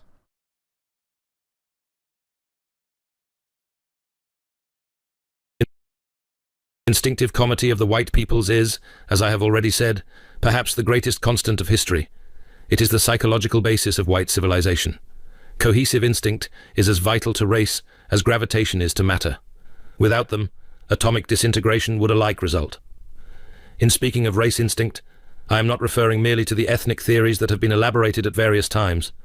Those theories were, after all, but attempts to explain intellectually the urge of that profound emotion known to sociologists as the consciousness of kind.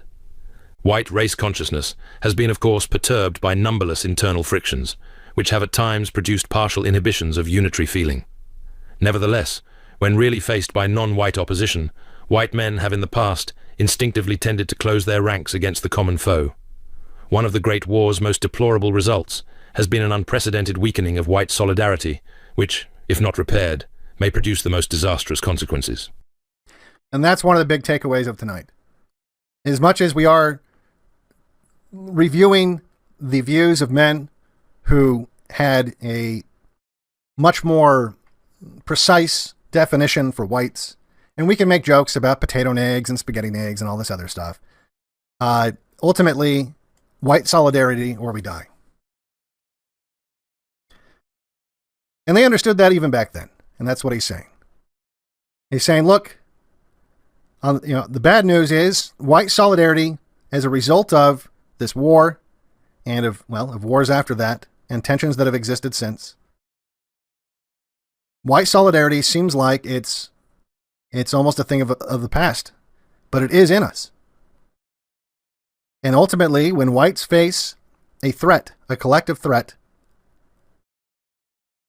their instinct is to band together and to fight off that threat. Now, unfortunately, like I said, and I've said over and over and over again over the years, that threat in order for that to happen, has to be a lot more severe and a lot more apparent. A lot less secretive. A lot less in the shadows. It has to be in their face. When people were losing their minds because I said, it would actually, if we're talking about the survival of white people, it would actually be better if Trump doesn't win. That's what I was talking about.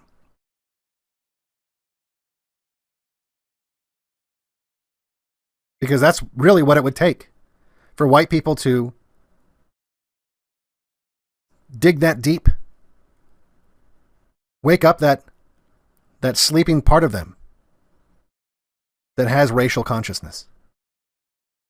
That part of them that's been in a fucking coma for a century. That is the only thing that'll wake it up. It's awakened many of us. Well, if you're listening to this, it's probably awakened you. But we're the outliers. Don't forget that. We are the outliers. Your average white American? Nuh-uh.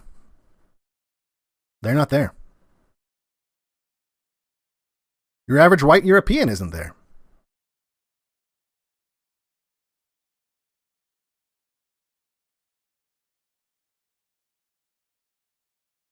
The only way that glue is coming out of the bottle is if the threat is there and it's tangible and visceral.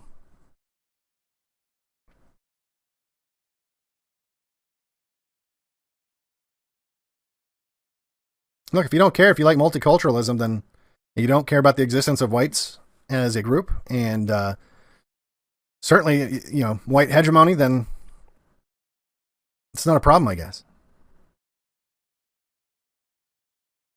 Accordingly, in every quarter of the globe, in Asia, Africa, Latin America, and the United States, Bolshevik agitators whisper in the ears of discontented colored men their gospel of hatred and revenge.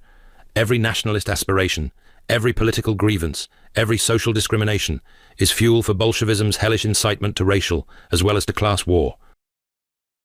This is where he doesn't explicitly name Jews, but this is about as close as he gets, at least in this writing.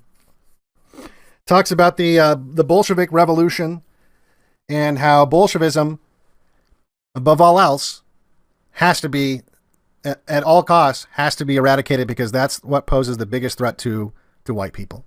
And again, I don't know what his awareness level of how Jewish Bolshevism was, which was almost like 90%.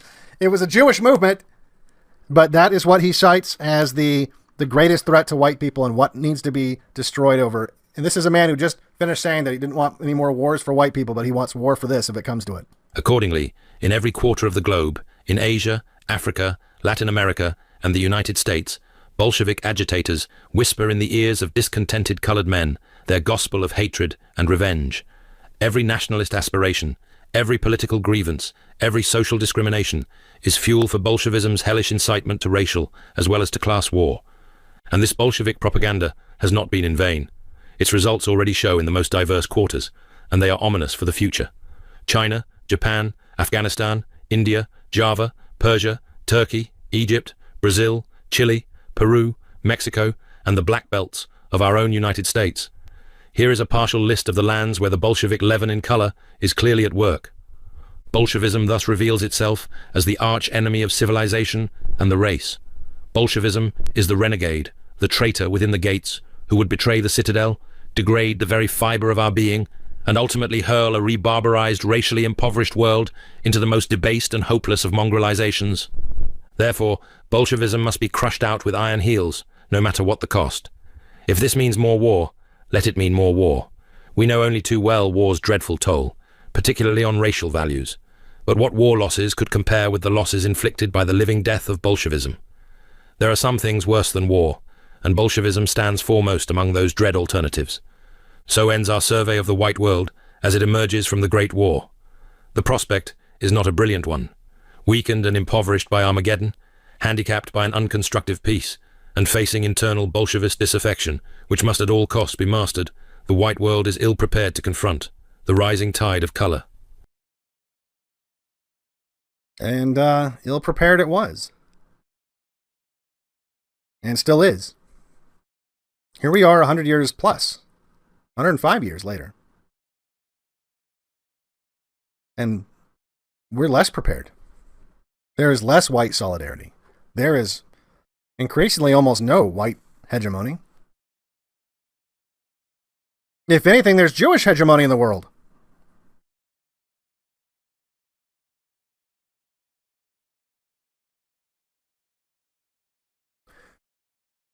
You know, the sad thing about that, I almost wonder, because as much as you've probably, well, I mean, lots of you guys have probably heard of this, but many of you may have not have heard of this book. It was extremely influential in its time.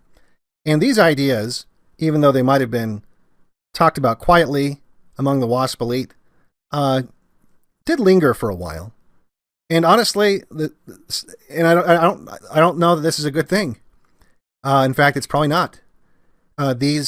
What's behind this state's low cholesterol and glucose levels? Keep your heart as strong as America. Every 17 seconds, someone in America is diagnosed with high cholesterol. But what if I told you there's a surprising natural approach to this epidemic? This is the story to all those people who have lost so much for this country and still get scammed by Big Pharma. After hitting my mid-50s, I realized my blood sugar wasn't playing fair anymore, and I got scared. American scientists have uncovered the truth. It turns out the root cause isn't what you think. Are you still blaming your diet for poor cholesterol? My mom was too. She gave up eggs, skipped butter, gave up red meat like the plague, but nothing changed. Because here is the truth. It's something called zombie cells that gather around the pancreas, blocking insulin production. But you could eliminate these zombie cells with one natural ingredient. People like Curtis and many more went from being at high risk of heart problems to living a scare-free life. Curious to know how it works? Tap below to watch the full Free American video and discover this natural supporter. Words might have even been influential in the decisions that the Americans made when deciding to go to war with, you know, with the Korean War, the war in Vietnam. This idea that they had to stop communism at all costs, and that somehow there might have even been an idea that this was something that was helping preserve white hegemony, white supremacy, as he put it. But again, in the context of in a modern world where there's the ability for mass migration from far off places, it's not like it used to be. You know, the British could go and thump the shit out of some world or third world country with their navy and then come back. There weren't a bunch of Jews that would spring up with ships to bring all the refugees onto these ships and bring them back, following the navy back home, saying, well, now you got to find a place for these people to live. Goy.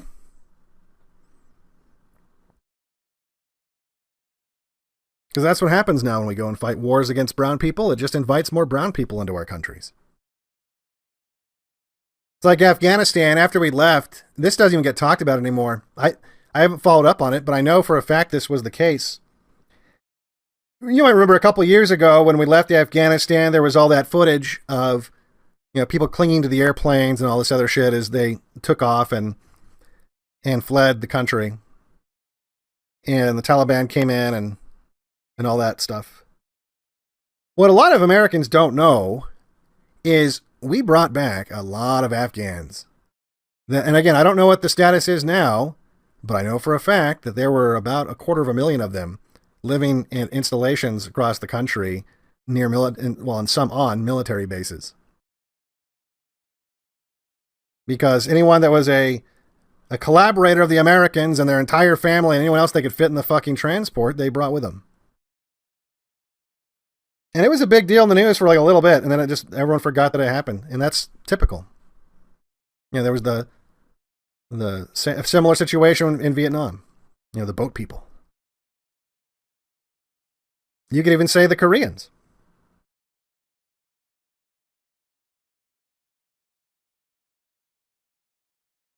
Well, and obviously World War II. So for a century, we've just been absorbing refugees when we are involved in or even when we're not involved in the conflict. We've taken refugees. We've taken Haitian refugees when they have an earthquake and they're still here. what is it, like 15 years later? We take in economic refugees. We just take in whoever wants to fucking come in. And now look, maybe Trump will limit some of this stuff, but the damage has been done. If there was no political solution in 1920, there's no fucking political solution today. All right, guys? Like, there was barely.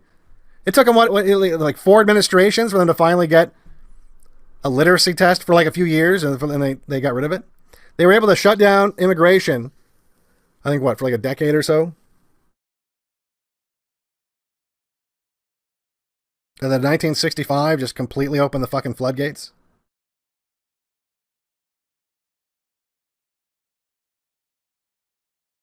So anyway, I thought it would be interesting to take a look at, it'll put that international Jew in a little more context and understand that, like I said, these were intellectuals at the time. These weren't like fringe people. These were people that were accepted in polite society. These are people that went to Ivy League schools. This is the kind of rhetoric that was acceptable in ruling class circles, at least to be discussed. That's how far people want to talk about a shifting Overton window. That's how far the Overton window has shifted. You went from this to find me a single elected official anywhere in the federal government that will even say white people.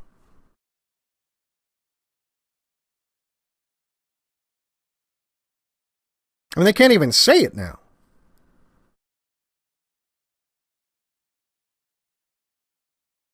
Oh, but you're going to get excited because Steve Bannon threw a Roman at CPAC. Fucking CPAC. Jesus Christ. And based Bannon, who loves the fact that like the Mexicans and the negs were voting for Trump. All the based black guys that we got now.